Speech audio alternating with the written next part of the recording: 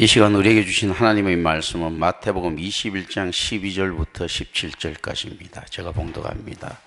예수께서 성전에 들어가사 성전 안에서 매매하는 모든 사람들을 내쫓으시며 돈 바꾸는 사람들이 상가 비둘기 파는 사람들이 의자를 둘러 엎으시고 그들에게 이르시되 기록된 바 내 집은 기도하는 집이라 일컬음을 받으리라 하였거늘 너희는 강도의 소굴을 만드는도다 하시니라. 맹인과 전원자들이 성전에서 예수께 나오매 고쳐주시니 대제사장들과 서기관들이 예수께서 하시는 이상한 일과 또 성전에서 소리질러 호산나 다윗의 자손이 하는 어린이들을 보고 노하여 예수께 말하되 그들이 하는 말을 듣느냐. 예수께서 이르시되 그렇다. 어린 아기와 젖먹이들이 입에서 나오는 찬미를 온전하게 하셨나이다 함을 너희가 읽어본 일이 없느냐 하시고 그들을 떠나 성 밖으로 베다니에 가서 거기서 유하시니라. 아멘. 마태복음 21장 1절부터 11절까지는 고난주간의 첫째 날이 있었던 예수님의 예루살렘 성리의 입성 기사를 기록하고 있으며 그에 이어지는 12절부터 17절 말씀은 고난주간 둘째 날에 있었던 성전 정화 사건을 다루고 있습니다. 이 단락의 공간적 배경을 이루는 곳은 예루살렘 성전입니다. 본문에 나오는 이 성전은 솔로몬 성전과 스룹바벨 성전에 이어서 세 번째로 건축된 헤롯 성전입니다. 헤롯 대왕은 주전 19년부터 8년에 걸쳐 새 성전의 골격을 건축했습니다. 그리고 그 후 예수님께서 활동하던 당시까지 46년간 보수 및 확장 공사를 계속했습니다. 실제로는 뭐 이런 말까지 들립니다. 예루살렘, 그러니까 마사다 전투 이후에 예루살렘이 멸망했을 그 당시에도 건축은 되지 않았다라는 설도 있습니다. 엄청난 규모의 공사를 했는데요. 이게 우리가 대헤롯, 예수님을 죽이려고 했던 이 헤롯에 대해서 좀 알아야 되는 부분들이 있습니다. 그 헤롯은 정치가로서는 대단한 친구입니다. 아마 유대인 역사상 가장 통치를 잘했던 왕이라 해도 제 개인적인 생각으로는 그 과언이 아닙니다. 오히려 다윗보다 비록 로마의 압제하에 있었지만 다윗보다도 훨씬 더 정치적 능력을 뛰어나게 발휘하지 않았는가라고 생각하고 있습니다. 이 친구는 이두메 출신인데 굉장히 왕이 되고 싶어 했던 사람이죠. 그래서 로마 황제가 물었을 때 이 자기 아버지부터 시작해서 이 헤롯은 공이 많은 사람이에요. 로마 정부에. 그러니까 너가 무엇을 원하느냐 했을 때 유대의 왕이 되기를 원한다라고 했거든요. 그래서 이 왕권에 대한 집착이 굉장히 강한데 어느 정도 강한가 하면 이 왕권을 찬탈하려고 할 때는 그럼 기미만 보여도 자기 아들, 자기 와이프까지 다 죽입니다. 그런데 얼마나 이 사람이 정치를 잘하는가 하면요, 기근이 들였을 때 자기가 가지고 있는 모든 것을 다 내놓습니다. 민중들 규휴를 위해서. 그래서 자기가 가지고 있는 금접시까지 녹여서 내놓을 정도로 선정을 펼칩니다. 또 알아야 될 것이요, 이 얼마나 외교에 능한가 하면 이게 로마를 상대로 외교했을 때 이제 옛날에 그 잘 클레오파트라로 유명한 안토니우스가 있었고 또 그와 대적했던 옥타비아누스, 그러니까 신격 아우커스투스라고 하죠, 그죠? 이 황제가 있었죠, 그죠? 이 황제 두 사이에 절대적인 신임을 받고 있었어요. 뭐 일례로 이해하면 안토니우스가 클레오파트라한테 이렇게 이야기합니다. 내가 로마의 주인이 되면 너가 원하는 모든 것을 주겠다. 어느 영토든 주겠다 했을 때 클레오파트라가 이렇게 이야기를 했어요. 자기는 다른 걸 원하지 않고 예루살렘을 달라, 유다를 달라, 이스라엘을 달라, 이렇게 이야기를 했어요. 그러니까 하는 소리가 벌떡 일어나서 이제 클레오파트라는 안토니우스는 클레오파트라 무릎에 누워서 포도를 먹여주고 있는 거 먹으면서 심지어 그다 반지를 삼켰다는 일화도 있죠, 그죠? 그다 벌떡 일어나서 이렇게 이야기합니다. 그것만은 안 된다. 헤롯은 내 친구다. 이렇게 이야기했다거든요. 헤롯이 자기 자식들을 죽이는 걸 보고 로마가 무분별하게 사람을 죽이는 걸 굉장히 싫어하는 나라죠, 그죠? 굉장히 나름대로 정의로운 나라입니다. 그런데 옥타비아누스, 그러니까 그 아우구스투스가 이 이야기를 듣고 이야기합니다. 끌끌끌 웃습니다. 야, 자기 아들 죽이고 하는 거 보고, 야, 헤롯 자식 되는 것보다 차라리 개돼지로 태어난 게 나을 뻔했다. 그리고 웃고 넘어갑니다. 그러니까 이 헤롯이 보면 어떤 걸 하는가 하면, 로마라든지 그레코 로만 사회의 한심을 얻기 위해서는 가이사라 빌립보 같은 지명을 이방인에게 바치죠, 그죠? 로마식으로, 헬라식으로 이제 이렇게 지명을 줍니다. 그리고 유대인들을 갖다가 위무시키기 위해서 어떻는가 하면 이런 대성전을 건축합니다. 솔로몬 성전이 최소한 3배가 넘을 것이다 라는 거거든요. 그리고 뭐 간혹 제가 간헐적으로 이야기를 했지만, 베드로가 안전뱅이를 고쳤던 미문이라는 곳이 있지요. 미문이라는 곳에 그 문의 크기가 어마어마했답니다. 근데 이 미문의 그 어마어마한 크기의 문을 갖다 지금 흔적이 남아있지 않지만, 그 무엇으로 만드는가 했을 때 이런 속담이 있습니다. 은이나 금으로만 만든 것보다도 더 뛰어난 재질이 있는데 그게 뭔가 했을 때 고린도의 청동이라 했거든요. 고린도의 청동으로 만들었어요. 그러니까 이 가격이 얼마나 비쌌겠습니까? 이걸 알렉산드리아에 있는 유대인 재력가에게 기부받아서 이렇게 짓습니다. 그게 굉장히 수완이 탁월하죠, 보면. 그리고 정치적인 정적을 갖다가 굉장히 교묘하게 암살합니다. 어느 날 갑자기 뭐 길을 가다가 죽는다든지 아주 얕은 물에 익사한다든지 뭐 이렇게 말도 안 되는 사건들이 막 일어납니다. 그리고 제사장 계급에 대한 그 임명권을 헤롯이 장악합니다. 그러니까 모든 유대의 종교 지도자들이 이놈 눈에 들라고 막 할 수밖에요. 이 탐욕스럽거든. 제사장 계급이 오랫동안 부패했기 때문에 그렇거든요. 그게 근데 보통 일이 아니지 않습니까? 예를 들어서 옛날에 호메인이라는 사람을 기억하실는지 모르겠습니다. 이란 대통령이 호메인의 권력을 가지려고 하면 불가능한 거죠. 이 유대 왕이 실질적인 권력자라고 볼 수 있는 이 제사장 권한에 대한 인사권을 쥐고 있다. 이거 얼마나 탁월한 놈입니까? 뛰어난 놈이거든요. 그만큼 잘 맞춰준 이 헤롯이 그 성전입니다. 그러니까 이게 사두개인들이 돈 벌어먹기 좋을 만큼 만들어준 거예요. 이게 불만이 없죠. 그리고 이 토목을 엄청나게 일으키는데, 이때 토목을 일으키는 자체가 얼마나 큰 영향인 줄 아십니까?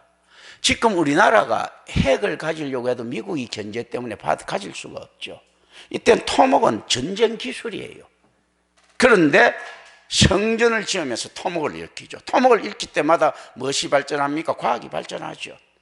로마가 토목 기술이 발전하지 않습니까? 로마가 가는 곳은 곡길을 닦고, 로마가 공성할 때 보면 병사들을 희생시키지 않고 같이 샀죠. 산처럼 건물을 쌓아가지고 공격을 하죠. 이런 식으로 이제 토목들이 굉장히 발달되어 있는데, 마사다를 함락시킬 때도 마사다보다 더 높은 옆에서 흙섬을 탔죠. 이 토목들이거든요. 근데 거기다가 마사다라고 하는 어마어마한 요새도 헤롯이 만들었어요. 그리고 헤롯 궁정은 필수할 수 없을 정도로 또 요새라고 합니다. 그 산 한중턱에 깎았는지 그 궁중이 정말로 난공불락의 요새를 만들었다 하거든요. 그 궁중을. 그 정도로 토목 기술을 갖다 어마어마하게 발전시킨 왕이기도 합니다. 그 성전이에요. 참 묘한 겁니다. 그러니까 실질적으로 보면 이스라엘이 열심당처럼 이렇게 자각해서 전체가 합해지고 헤롯과 같은 왕이 계속적으로 왔으면 어떻게 보면 로마한테 이겼을지도 몰라. 그런 거거든요. 합법적으로 로마의 한심을 사면서 엄청난 군사력을 확보하고, 이스라엘의 자원은 많았지 않습니까? 끊임없이 이어져 나오는 순례자들 때문에 돈이 물밀듯이 들어오는 부분들이 있었거든요. 그러니까 군사 강국이 될 만한 충분한 요소들은 있었습니다, 사실. 그러나 그럼에도 불구하고 사두개인들의 협력 없는 혁명은 다 실패한다는 것이 예수 그리스도는 이거 뭐 진짜 조적지혈이고 마사다 전투에서 처절하게 드러나죠. 박살이 나죠. 이제 이런 것들을 갖다 좀 생각해 볼 필요가 있습니다. 그래서 이제 위로부터 혁명이 아니면 아래로부터 혁명은 반드시 실패한다라고 그걸 알았기 때문에 볼셰비키라고 하는 그나마 장교들이라든지 이런 데 대한 혁명들이 일어나죠. 이 역성혁명들은 사실 굉장히 성공하기 힘듭니다. 우리나라 동학 그 예에 보듯이 다 성공했는데도 정부가 외세를 개입시켜 버리니까 실패하지 않습니까? 그런데 어떤 것들은 성공합니까? 이성계를 중심으로 그리고 육두품을 중심으로 한 위로부터의 혁명들은 성공하죠. 고려를 멸망시키고 조선이 건국되고 할 때 이런 것들은 성공하죠. 이성계, 삼봉, 정도전 이런 사람들이 참여하고 이렇게 됐을 때 이제 이런 건데 예수님께서는 실제 민초혁명이기 때문에 사도계인들은 좀 우습게 볼 수도 있었다. 그럼에도 불구하고 이거는 엄청난 유혈 사태를 내포하고 있기 때문에 긴장은 하고 있었을 것이다. 또 그럼에도 불구하고 이스라엘 특성상 제사장 계급에 대해서 학살을 갖다가 하지는 못한다. 자기 생명의 안전이 보장된다면 이 제사장 계급의 특성상 권력을 진 쪽에 붙어버리면 그만이거든요. 그런 거. 그리고 자기가 조정하더라도 그건 문제 삼지 않고 어차피 제사장 계급은 흡수할 수밖에 없는 이런 것. 이스라엘뿐만 아니고 모든 나라가 그렇죠. 우리나라가 해방되고 난 다음에 어쩔 수 없이 일본 관료를 했던 한국인들을 쓸 수밖에 없거든요. 독립군들은 무식하고 일본 관료들 있지 않습니까? 외정 앞잡이들은 똑똑하니까 국가를 위해서 쓸 수밖에 없는 이런 것들이거든요. 그래서 오늘날 또 여전히 신라의 정권이 한국에도 면면이 이어져 내려오고 있는 것이 무엇 때문입니까? 어느 누가 왕건이가 정권을 잡더라도 관료는 신라 사람을 쓸 수밖에 없거든요. 나머지 쓸 수가 없잖아. 조선이 고려를 멸망시키고 난 다음에도 여전히 누굴 씁니까? 신라 관료를 쓸 수밖에 없는 거예요. 고려가 썼던 그 신라 관료를. 그런 거거든요. 우리가 해방되고 난 다음에도 어떻습니까? 판사는 일제시대 때 고동문관을 했던 그 사람을 쓸 수밖에 없고 경찰도 그 사람을 쓸 수밖에 없어요. 군인도 내나 그 사람들을 쓸 수밖에 없거든요. 위만 바뀌었지 바뀐 게 없습니다. 근데 그 사람들이 특징들은 어떻습니까? 그 시대에 따라서 움직여준다라는 거. 그래서 어떻게 보면요, 새 시대를 만들어가는 사람들은 어떻게 보면 매국노처럼 보이는 그 인간들이 있지 않습니까? 변심, 쉽게 변하는 그런 것 없으면 사회는 유지하기 힘듭니다. 전부 다 걷어보세요. 걷어버리면 어떻게 됩니까? 사회는 보릿고개를 면할 수 없는 평등국가가 됩니다. 보릿고개를 면할 수 없는 철저한 민주국가, 자유국가가 됩니다.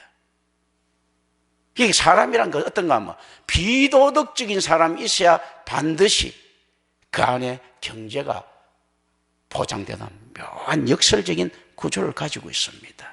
그게 우리가 이야기하는 도덕의 한계다라는 것을 좀 알 필요가 있습니다. 자, 이 안에서도 그런 것들이 드러납니다.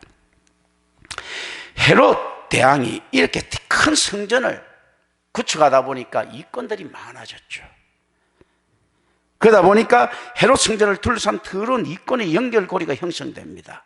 그리고 제사장들은 제사를 드리기 위해 성전을 방문하는 자들의 편의를 도모한다는 명목하에 상인들로 하여금 성전에서 장사를 하게 함으로써 자신의 배를 채우게 됩니다. 이걸 갖다가 뭐라고 이야기합니까? 전문 용어로요. 필요악이죠. 종교가 비대해지면요, 그 시스템을 지키기 위해서 더 많은 것들을 필요로 합니다. 우리 임마누엘 교회의 정도 있지 않습니까? 재정을 가지고 온누리교회 운영하려고 하면 어떻게 됩니까? 망하죠, 그죠? 그러니까 온누리교회가 살아남기 위해서는, 영락교회가 살아남기 위해서는, 대형교회들이 살아남기 위해서는 어떻게 해야 되겠습니까?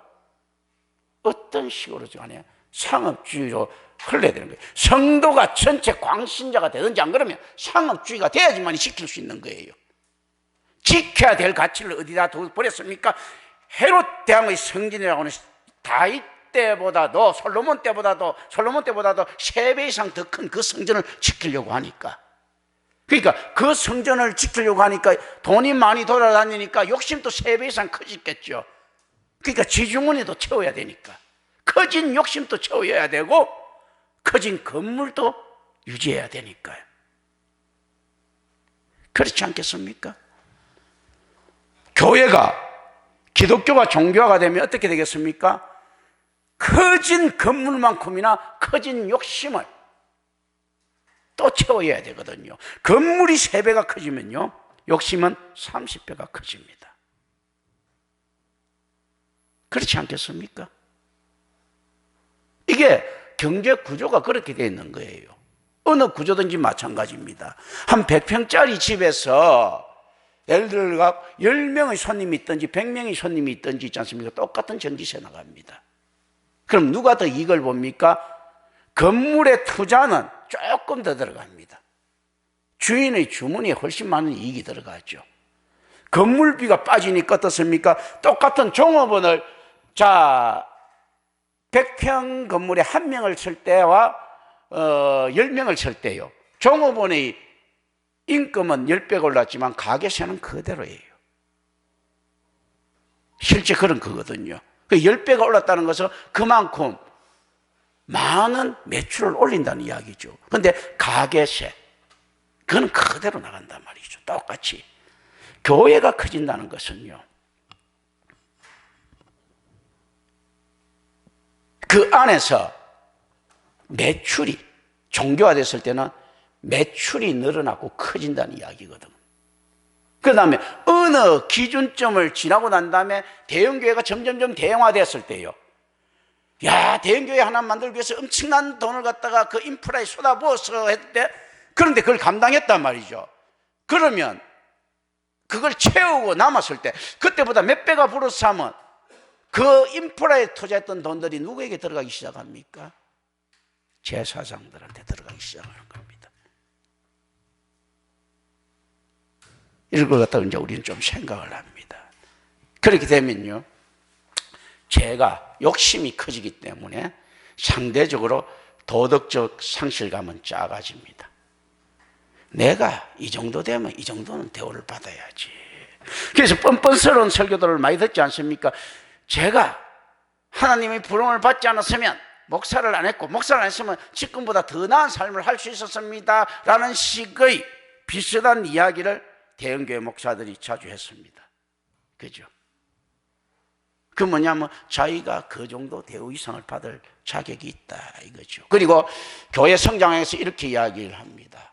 예를 들어 조영기 목사 같은 경우는 기업을 해도 성공했을 것이다, 저런 말인 것 같으면 이런 식으로 정당화 시켜주기 시작합니다. 그거랑 다르죠. 기독교든 불교든 종교가 되면요, 사기를 칠 수 있어요. 가짜 복음을 이야기하면 사기를 칠 수 있는데 기업은 사기를 치면 걸리잖아. 못 키워요. 그래서 기독교를 복음으로 키우지 못하면 뭐로 키워야 됩니까? 결국 사기로 키우는 건데 어떻게 그 사기꾼이 다른 기업을 키울 수 있겠습니까? 그런 걸 갖다가 서로 정당화시켜주고 있는 모습들이 있었다. 이게 이 배경으로 우리가 알고 있어야 되는 것들입니다. 이때 이 당시에도 사실은 이런 주장이 있어요. 이때 돈 바꾸는 자나 이런 사람들, 비둘기 파는 자는, 돈 바꾸는 자는 뭐 그 큰 이익을 취하지 않았다라는 설이 있어요. 그런데 실질적으로 어떻는가 하면요, 성전에서 팔던 비둘기 한 쌍의 값은 시중가의 80배 정도가 되었을 것이라고 이야기합니다. 그리고 그 이득 가운데 상당 부분이 제사장들에게 돌아갔습니다. 상당 부분이 아니고 대부분이겠죠. 장사를 하면 천지잖아. 야, 너는 1.5배만 받아도 천지예요. 많이 파니까. 야, 80배라고 하면 너는 그냥 시중에 파는 그대로 받아 하더라도 다 줄 쓸 것 아닙니까? 시중에서 비둘기 팔아봤자 10마리 팔 것 같으면 여긴 1000마리를 파는데. 그렇지 않겠습니까? 대부분 다 제사장들한테 돌아가실 것이다. 왜냐하면 이 제사장 계급이라는 게 계산이 굉장히 밝거든. 우리는 이런 걸 중세 캐톨릭에서도 볼 수 있고요, 오늘날 개신교에서도 발견할 수 있을 것입니다. 개신교에서, 대형교회에서 계산기 두드리고 있는 회계팀들 있죠. 캐톨릭은 엄청나죠. 캐톨릭이 시스템이 돈 되는 것은 다 가지 않습니까? 병원부터 시작해서 교육, 간섭 안 하는 데가 없습니다. 투자라든지 심지어 합법적인 사채까지 다 하죠. 기독교의 문제만이 아닙니다. 종교들이 다 합니다. 이런 식으로 다 하거든요. 그러니까 이 계산이 얼마나 이자리 빠르겠습니까? 그리고 굉장히 상대방 이익을 주는데 인색합니다.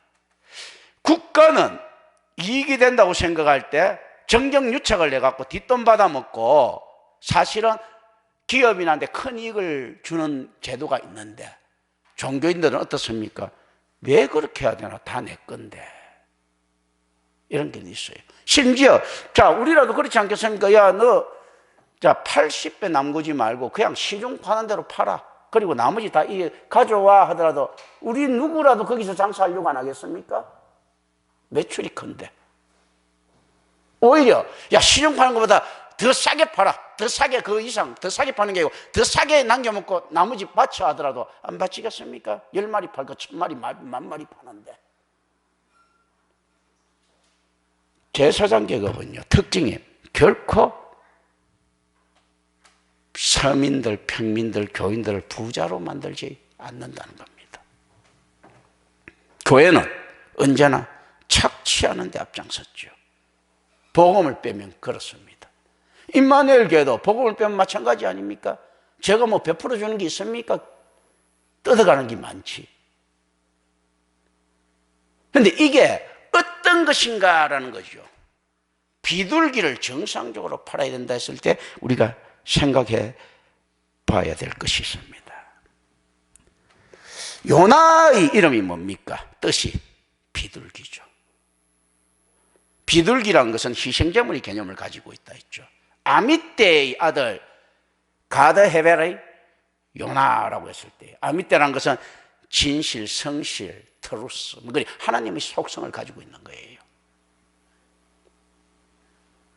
진리 이런 거. 그러니까 하나님의 속성을 가지고 있는 자의 아들이 희생제물일 수밖에 없는 이 개념을 가지고 있습니다. 그리스도의 영단번은 우리로 하여금 어떤 것을 생각나게 만듭니까? 우리가 그리스도와 연합된 자라면 우리도 언제나 세상을 향한 희생제물의 모습들을 갖다가 포함하고 있다는 것을 좀 생각해야 됩니다. 우리가 그리스도가 값없이 주어졌는데 80배나 붙여서 팔아먹고 있는 자는 아닌가라고 좀 생각해야 됩니다. 그리스도의 영남권은 값없이 모든 인류에게 주어졌는데 이제 문턱들이 높아진 이런 부분들이 있습니다. 예수 그리스도께서는 이제 이 청결 사건을 통해서 이런 것을 타파하고 계시는 거죠. 이때 우리가 알아야 되는 것들이 이런 것들입니다. 우리 교회가 그리스도의 몸된 교회라면 어떻게 해야 되는가 했을 때요, 세상에 만났을 때 세상과 어떻게 해야 되는가 했을 때 많은 교회들이 오늘날 이렇게 이야기합니다. 세상과 소통해야 됩니다 라고 했는데, 그 소통은 어떤 식인가 했을 때 예수님식의 소통이죠. 예수님의 식의 소통은 어떤 소통입니까? 예루살렘에 멀리 있었을 때 종교 지도자들에게 대항했고, 그게 권력층하고 멀리 떨어져 있으니 그럴 수 있다고 생각했는데, 예루살렘에 가까이 가서 권력층 옆에 있었으니까 어떻습니까? 아예 박살을 내려고 합니다. 계란으로 바위를 치어 지가 죽을 줄 모르고. 우리가 그럴 수 있겠습니까? 예수 그리스도의 리더십을 오늘날 이야기하면서 얼마나 많이 왜곡시키고 있습니까? 예수님처럼 이렇게 교회 성장에 도움 안 되는 경영하시는 분이 있습니까? 없어요. 제가 볼 때는 전혀 말이 안 통하는 분이잖아. 그런데 예수의 리더십을 배웁시다 해놓고 난 다음에 어디다 다 엉뚱한 데로 갖다 붙이고 있죠. 예수의 리더십이 어떻습니까? 멀리 갈릴리 있을 때 맨날 모든 세상에 대해서 비판하고 하던 사람이 권력자를 만나니까 어떻습니까? 가가고 때리 부수려고 하더라. 오히려 더 겁을 먹는 게 아니고. 이 교회가 따라가야 될 길이란 말이죠. 얼마나 힘들고 골치 아픈 일들입니까? 그런데 교회와 세상과 소통해야 된다, 이런 엉터리들 이야기하면 안 됩니다. 미국의 도덕과 도덕주의와 미국의 평등주의가 교회에 들어오면서 종교의 자유를 보장하는 자유주의가 들어오면서 어떻습니까? 교회는 개떡이 됐죠. 전 세계 교회는. 영국 국교에 핍박받은 미국이 그나마 캐톨릭 시절 때는 이 인간들이 그렇게 부패했다더라도 교회를 벗어날 수는 없었는데, 미국이란 나라가 패권을 잡고 신앙적으로 있지 않습니까? 주도를 하게 되죠. 어떻습니까? 교회를 벗어납니다. 그리고 그 도덕주의가 어떻습니까? 하나님의 법보다 세상의 법을 우선하게 만들었습니다. 또 어떤 것들이 됩니까? 독일에서 가지고 있는 이성주의들, 개의적 자연주의 신학을 갖다가 도입시킵니다. 그 개떡 같은 이성이 하나님의 계시를 부정하기 시작합니다. 이것들이 합쳐서 어떻습니까? 우리가 한국 사람이 열광하고 있는 성령주의라는 것이 기껏해봤자 어떻습니까? 선왕신을 가지고 빌던, 그리고 정함수를 떠나고 빌던 그 열심주의들, 기복주의들, 그걸 감동주의가 더불어 토착화 되기 시작했습니다. 자유주의 신학을 이끌은 3대 학자가 누군지 아십니까? 임마누엘 칸트와 헤겔과 슐라이 어마라라고 합니다. 칸트는 뭔가 하면요, 도덕, 헤겔은 지성, 슐라이 어마는요, 직관, 감정. 미국의 감정이 들어오고 칸트처럼, 독일의 지성이 들어오고 헤겔처럼, 슐라이 어마의 직관처럼 한국의 토착신앙이, 무속신앙이, 감정신앙이 합해져 가지고 한국교회를 지금 주도하고 있습니다. 묘하게 닮아있지 않습니까? 자유주의를 만드는 이 3대 신학자들, 칸트나 헤겔 신학자로도 봅니다. 철학자기도 하지만 슐라이 어마는 자유주의 신학의 아버지라고 보죠. 오늘 한국교회가 하고 있는 모습들이 그것 아닙니까? 도덕에 기초한 판단, 이성에 기초한 진행, 열광주의들, 기복신앙들, 무속신앙 아닙니까?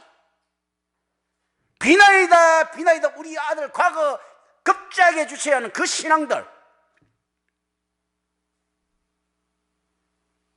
합해서 한국교회가 이렇게 꽃을 피웠습니다. 왜냐하면 세속적으로 볼 때는 마귀의 도움을 받기에 가장 적합한 요소들을 다 가지고 있었거든요. 예수라고 하는 산신령을 섬기고 있는 거죠. 그래서 교회는 언제나 나타났을 때, 개혁된 교회는 개혁돼야 된다고 했을 때, 예수님이 누구를 뒤집는가 했을 때 성전을 뒤집습니다. 예수 믿는 것을 뒤집거든요. 개신교가 처음에 프로테스탄트들이 나타났을 때 어디를 뒤집었습니까? 캐톨릭이라고 하는 그리스도교라고 착각하고 있었던 그리스도교 무속신앙을 뒤엎었어요. 오늘날 우리는 누굴 뒤엎어야 됩니까? 프로테스탄트라고 하는 이 무속신앙인들을 또 뒤엎어야 되는 거예요. 그러니까 환영받을 수 없는 존재가 누군가 했을 때요, 크리스찬입니다. 가나안을 정결케 하러 갔던 유대인들이 가나안 거민들에게 제재를 받았듯이 유대교를 정결케 하려고 했던 예수님께서 십자가에 매달렸듯이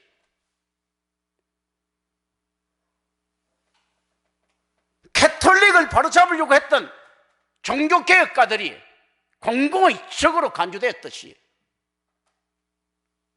우리 그리스도인들의 숙명은요, 언제나 아웃사이더처럼 틀렸다라고 이야기하나, 아유 저 부정적인 놈들 이라고 이야기하는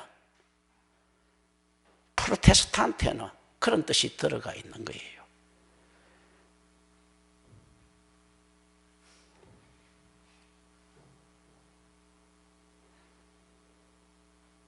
우리는 언제나 리폼을 향해서 추구하고 있는 프로테스탄트들인 거죠. 이걸 필그램 미집 프로그레스, 순례자의 여정이라고 합니다.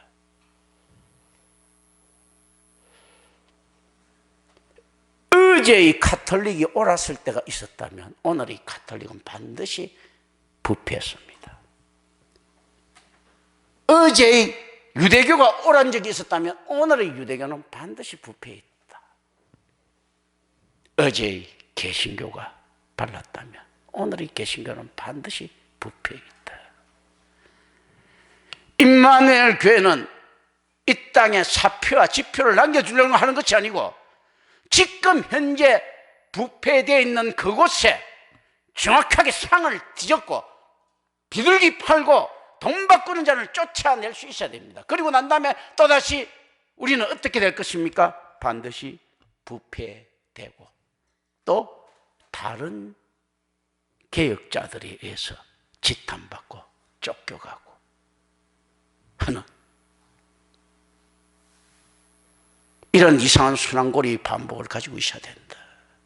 지금은 어쨌든 간에 부패의 냄새를 맡았다면 우리는 맹견처럼 짖고 물어뜯을 수 있어야 됩니다. 나중에 우리가 똑같은 사람한테 비판받고 물어뜯기더라도 그리스도인의 본능상 사랑의 이빨로 물어뜯어야 돼요.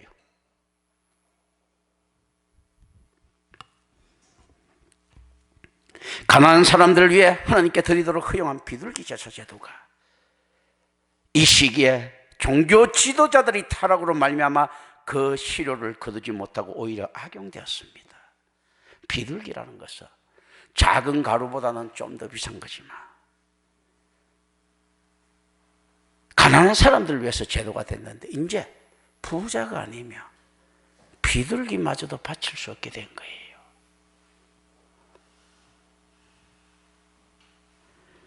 예수님께서 예루살렘에서 행하신 첫 번째 일은 단순히 예배 드리려는 순례자로 성전에 들어가신 것이 아닙니다.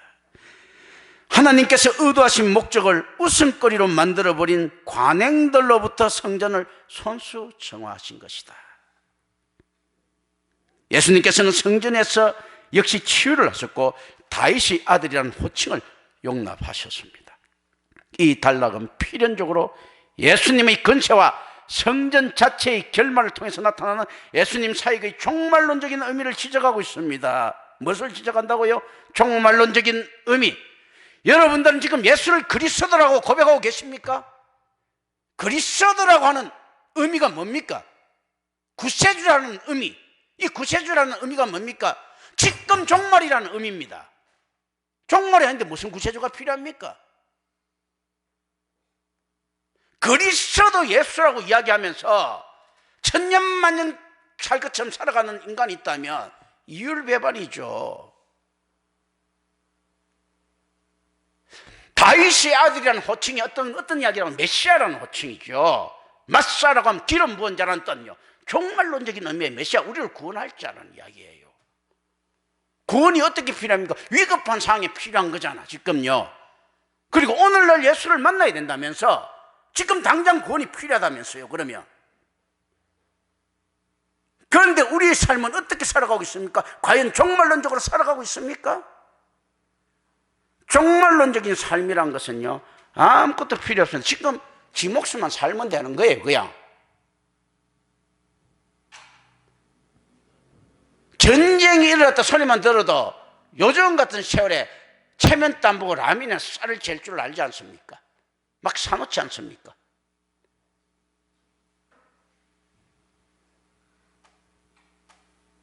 그런 거거든요.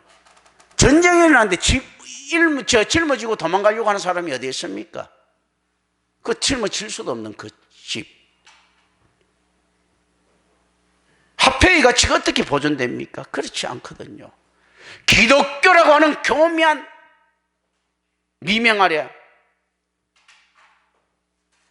정기독교 국가들이 나타나고 미국과 같은 나라들한테 우리가 많은 도움을 받았죠. 우리가 많은 도움을 받을 때 어떻게 됩니까? 속구가 되기 시작했습니다. 어떤 식으로 속구가 됩니까? 그들이 우리를 도왔을 때 무엇을 믿게 됩니까? 미국이 우리를 도왔을 때요, 우리가 제일 믿는 것은 무엇을 믿게 됐을까요? 달러의 신용. 원화보다도 더 안전한 달러의 가치를 알게 된 거예요. 만모니즘이죠. 그러니까 그 통화가 국제 통화가 되는 겁니다. 약속, 달러라고 하는 영원히 깨어지지 않을 것 같은 약속을 믿는 겁니다. 하나님의 언약을 믿는 것이 아니고 달러라고 파운드라고 하는, 이들이 셰켈, 데나리온을 믿듯이 사두개인들이 달란트를 믿고 데나리온을 믿고 셰켈을 믿듯이 달러의 가치를 믿기 시작합니다. 원화의 가치도 우리나라가 약하다 하더라도 달러와 바꿀 수 있다면 목숨을 걸만한 겁니다. 달러는 영원할 것 같거든.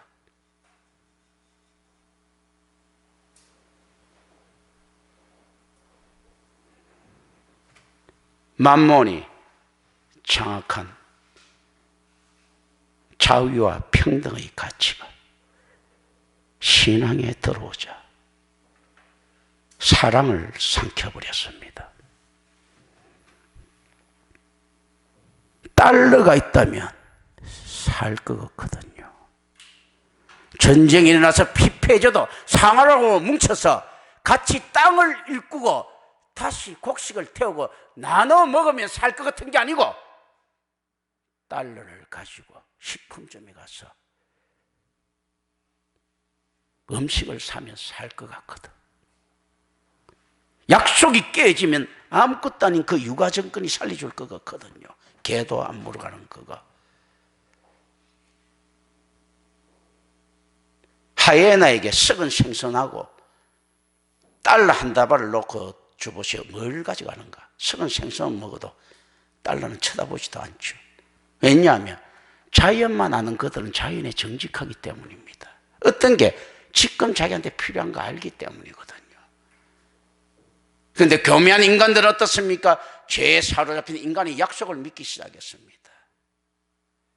그래서 우리는 누구부터 공격해야 되는가 했을 때 죄성에 사로잡힌 내 이웃, 그런 의미에서 내 원수입니다. 왜 공격해야 되는가 했을 때 그들을 사랑해야 되기 때문에 내 원수를 내 몸과 같이 사랑하라 했을 때 사랑해야 되기 때문에 건드리지 않으면 힘이 덜 들 것인데 그를 사랑해서 그를 건드려서 자기가 도우려고 하는 그자로부터 큰 피해를 당해야 되는 운명을 그리스도인들은 필연적으로 타고납니다. 왜냐하면 세상은 달러라고 하는 인간이 약속해 놨던 유가정권을 믿을 때요, 우리는 언약이라고 하는 보이지 않는 하나님의 그 약속을 믿기 때문입니다. 영생이라고 하는 보이지 않는 헛되어 보이는 그게 소망하고 있기 때문이거든요.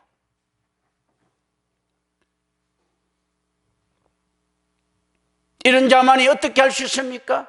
성전을 뒤집을 수 있습니다. 실로 나중에 보게 되겠지만 예수 그리스도가 이 사건을 위해서 더더욱 이제 죽음으로 몰고 가지는데요.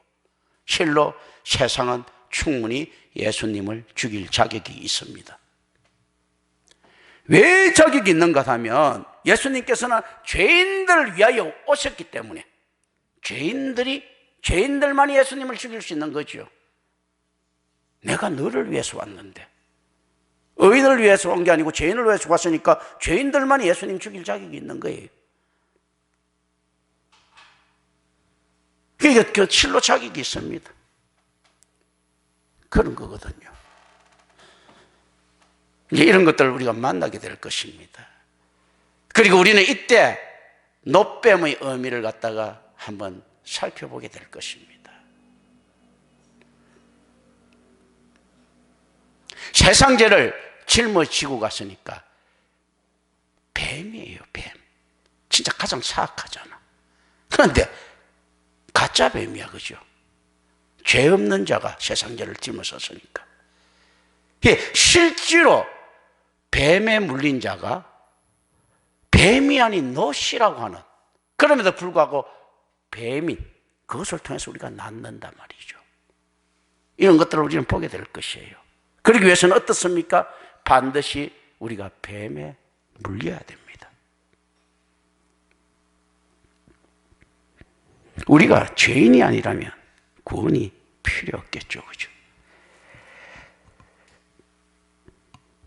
마태는 성전 청결 사건을 마가복음처럼 무화과 나무를 저주한 사건과 무화과 나무가 말라버린 사건 사이에 두지 않습니다.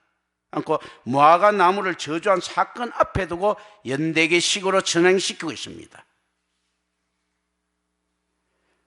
예수 그리스도께서는 마태는 이런 의도를 가지고 있는 거죠.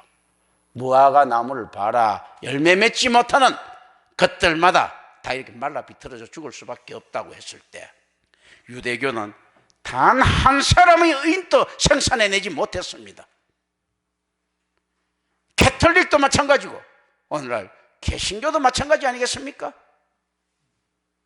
열매 맺지 못하는 교회가 교회라고 할 수 있겠는가?